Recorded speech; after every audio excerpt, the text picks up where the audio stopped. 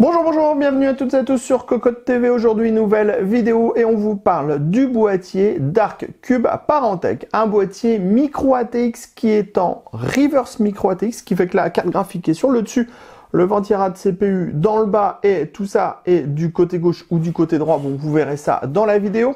Un boîtier qui a un design vraiment très sympathique comme vous allez le voir, qui arrive avec des options intéressantes comme par exemple un panneau avant qu'on peut remplacer, qui est en mèche, mais qu'on peut aussi passer en verre trempé. D'ailleurs, pour le verre trempé, on a aussi un panneau à gauche, un panneau à droite, un panneau sur le dessus, et surtout, vous allez le voir dans la vidéo, il est très facile à monter, car en fait, toute la structure interne du boîtier, on peut la tirer de l'intérieur de la carcasse, ce qui fait qu'on a la structure qui est complètement détachée du reste du boîtier et c'est hyper facile de travailler à l'intérieur.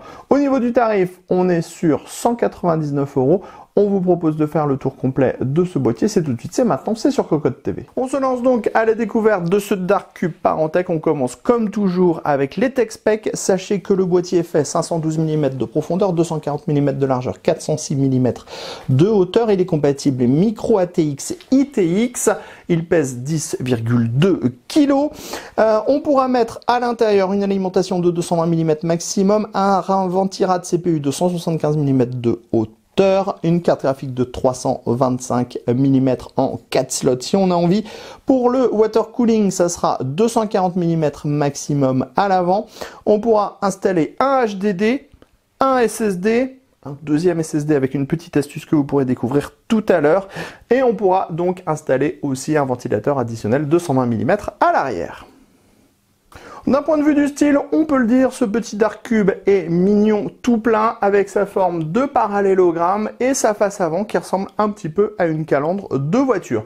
Le boîtier pourra être de type Airflow, mais pourra aussi être de type tout verre trempé puisque vous pourrez changer la vitre avant. Elle est livrée de base avec le boîtier. C'est très simple à faire fonctionner. On a un petit bouton dans la partie basse, on appuie, ça relève la partie avant. Donc là, on est sur du mesh avec des trous qui sont relativement larges. Et derrière, on aura donc une grille en 2 fois 120 mm. Pour remettre le tout en place, c'est pas compliqué. Bien sûr, on va pas y arriver, c'est toujours comme ça. On met les petits ergots dans la fente, on appuie et c'est de nouveau bloqué. Dans le bas, on retrouve un petit logo Antec qui va s'illuminer en blanc à la mise en route. Et dans la partie haute, on a une partie du panneau de contrôle avec les entrées sorties audio, 2 USB 3.0 et un USB Type C. Sur le côté gauche, comme sur le côté droit, on va trouver un panneau en verre trempé. Pour le démonter, c'est simple, on tire tout simplement comme ça. Les pourtours sont peints sur la partie haute, on a des formes arrondies, c'est teinté, assez teinté, donc ce qui veut dire qu'on profitera un petit peu moins du RGB, et le panneau s'ouvre exactement de la même façon sur le côté droit. Hop, on vous montre. On prend le panneau, on tire, ça démonte le panneau, c'est vraiment très simple à utiliser. Ça, vous pouvez voir à l'intérieur, mais on va revenir sur l'intérieur dans très peu de temps. On a vu la face avant, on a vu les côtés, on passe donc à l'arrière. Et là, bien sûr, on n'est pas sur une structure habituelle puisqu'on est sur du reverse micro ATX. On a donc la carte graphique qui s'installe dans le haut avec 4 slots d'extension et un système de montage sans outils. Ensuite, on va avoir une grille en 120 mm, une poignée. Vous allez voir dans quelques instants à quoi sert cette poignée. Enfin, on a l'emplacement de l'alimentation dans le bas avec une platine amovible. Donc, il faudra rentrer l'alimentation par derrière. C'est filtré par en dessous. Sur le dessus de ce Dark Cube, on va retrouver la suite du panneau de contrôle avec le Power On et le bouton de gestion pour le RGB. On retrouve de nouveau un panneau en verre trempé. C'est sous ce panneau en verre trempé que va être installée la carte graphique. Et la carte graphique s'alimentera en air frais via les 2 grilles qui sont présentes sur les pourtours du panneau en verre trempé, mais aussi via les 2 grilles en mèche qu'on retrouve à gauche et à droite. On en termine du tour extérieur avec les soubassements de ce Dark Cube. On va retrouver 2 pieds en plastique avec des gros rubbers en caoutchouc. Ensuite, on va avoir une grille ici percée de larges trous et qui est filtrée en interne via un filtre de type textile.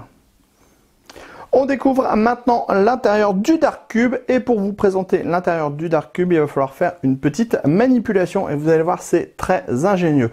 En effet, là, on pourrait se dire que l'intérieur du boîtier ne va pas être très accessible avec les différents rebords qu'on a et tout, et on est assez d'accord. Mais on a une petite poignée ici à l'arrière, 4 petites vis à main à dévisser et après, on fait tout simplement ça. Et donc, on vient démonter toute la structure interne du boîtier. Vous le voyez, à l'intérieur, il ne reste strictement rien du boîtier, puisque les ventilateurs ne se mettent même pas sur cette grille-là. Ça vient s'installer à l'avant, ici. Sur cette partie, on va avoir le déport pour le panneau de contrôle qui est à l'avant. Donc c'est rigolo, parce qu'on a une sorte de PCI Express 8X. Et à l'arrière, on va retrouver tous les connecteurs avec le type C. On va essayer de vous montrer avec le type C, l'USB 3.0, on a également 3 connecteurs RGB, 3 connecteurs fan, donc c'est assez complet. Ensuite, au niveau du boîtier en lui-même, on a donc un large accès backplate dans le fond, on est sur du reverse micro ATX bien sûr, donc c'est pour ça que la structure est quelque peu différente. Le cache alimentation avec un passage pour le 8 pin CPU ici. À l'avant, on a une grande ouverture pour pouvoir tout simplement mettre du radiateur de water cooling, 240 mm maximum. Ici dans le fond, on a la cage HDD SSD, donc c'est une sorte de platine amovible qui permet d'installer un disque dur à l'arrière et un SSD à l'intérieur et un SSD sur l'extérieur. Attention, si on met un SSD sur l'extérieur, si on utilise par exemple un radiateur de water cooling, on ne pourra pas utiliser cet emplacement, donc on sera seulement sur un SSD et un HDD. Par contre, si on n'utilise que des ventilateurs parce qu'on est sur du air cooling, on pourra forcer un tout petit peu pour faire passer 2 ventilateurs et donc avoir 2 emplacements 2,5 pouces. Que vous dire de plus? À l'arrière, on trouve un emplacement pour un ventilateur de 120 mm et ici on a les 4 slots d'extension pour la carte graphique. Oui, la carte graphique va être installée tout en haut du boîtier avec les ventilateurs vers le haut qui vont s'alimenter en air frais par les petites grilles présentes autour du verre trempé. À l'avant, ici, on a 2 emplacements en 120 mm. On pourra mettre du radiateur de water cooling en 240 mm. On pourra mettre du push-pull si on a envie, si la carte graphique n'est pas trop grande. On passe maintenant de l'autre côté. De l'autre côté, on retrouve l'accès backplate, l'emplacement pour l'alimentation avec des rubbers en mousse. C'est percé sous l'emplacement de l'alimentation pour que l'alimentation puisse s'alimenter en air frais. Et ici, on a donc notre cage HDD SSD qui est maintenue avec une vis à main, ce qui fait que vous pourrez la démonter pour monter facilement les unités de stockage à l'intérieur. Nous voilà devant notre Dark Cube monté. Vous l'avez vu tout à l'heure, en fait, on peut séparer tout l'intérieur du boîtier de l'enveloppe en fin de compte, ce qui fait que pour le montage c'est extrêmement simple puisqu'on a le châssis complet qui est à disposition. Alors une fois tout monté, vous pouvez le voir, on ne voit pas la carte graphique elle est dans la partie haute ici, elle est juste là, on voit les 2 prises PCI Express qui viennent l'alimenter. On est sur du reverse micro ATX, donc on a le ventirail de CPU qui se trouve dans le bas et la carte graphique qui se trouve dans la partie haute.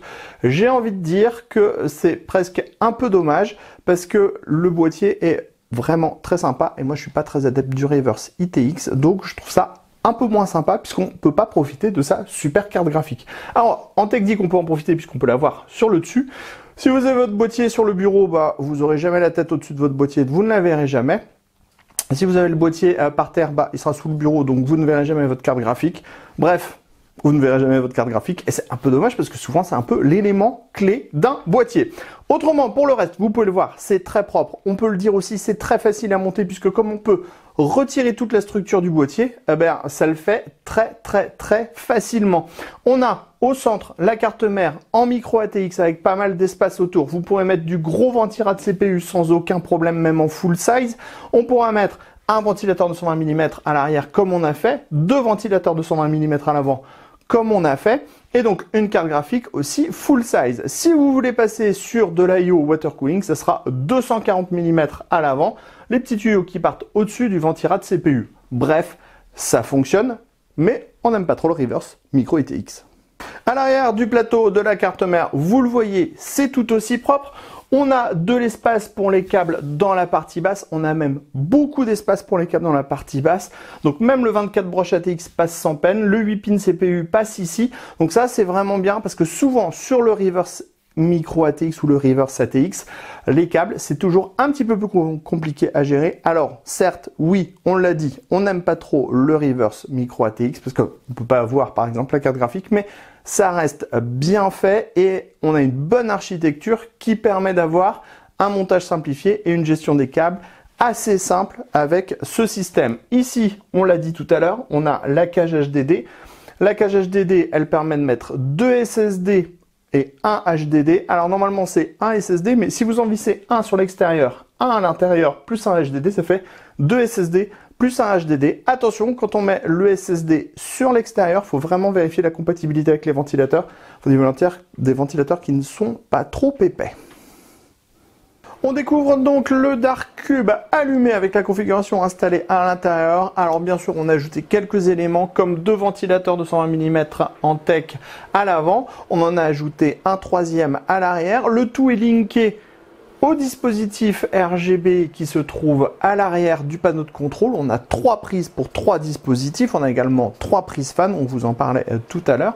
Et avec ce petit bouton, en fait, vous allez pouvoir changer la couleur. En fait, ça va se caler sur la couleur qu'on retrouve sur les 4 coins.